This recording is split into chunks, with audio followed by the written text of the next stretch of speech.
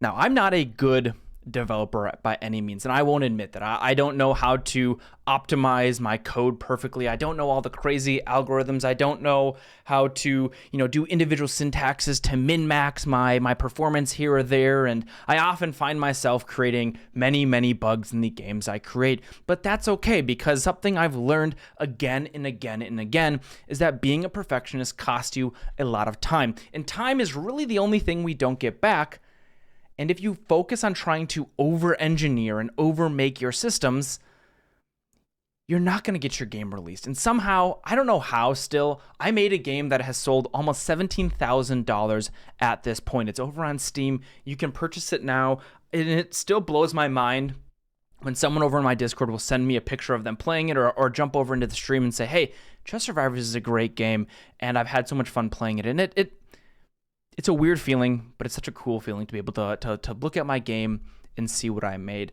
And I think it's only possible to have made this because I wasn't worried about making it good enough. I still go back and do Chess Survivors development, and I realize I don't even know how this works. There's some instances where the code just looks like garbage and it says giant pile of spaghetti, but it works. And I went through a lot of phases of getting some bugs fixes that were just game crashing bugs. I've introduced more as I've gone back to do development work, but it just works. And that's okay. I've heard oftentimes people talk about games that get released as seeming like they're just a pile of duct tape and spaghetti code and just this rickety old thing that's barely going, but it's going, and that's all that matters. And I think you should try to have that be the core backbone of your development, especially as you're learning. I've made a bunch of games, especially for game jam games and small things like that I'm sure have trash code, but each game I've released on itch.io, I've learned something new. And that is what Hexagod has become. Hexagod is my 30-day game project where I'm challenging myself to boil down everything I do as a game developer into making smart decisions and getting things to just work. Now, next week, I will fully release the demo and the Steam page, so stay tuned for that. There'll be a video talking all about that. But I have been streaming this game. I've been streaming almost every day of the development work. We're on day 24 right now, and the demo is playable and it works. And now that it's playable and working, I can go back and figure out the systems that, hey, these just aren't fun. Let's rip it out. So instead of having spent days doing those things, I spent maybe hours or minutes implementing those systems.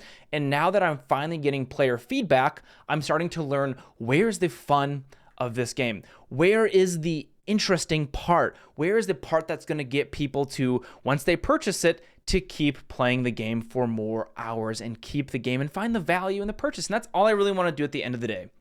Is if you buy one of my games, I want you to feel like it was a worthwhile investment of your money, and the support from me will help me grow and continue more and more and more. So this is another lesson I keep learning. I talked about it in the last episode, but just make it work. Just make it work.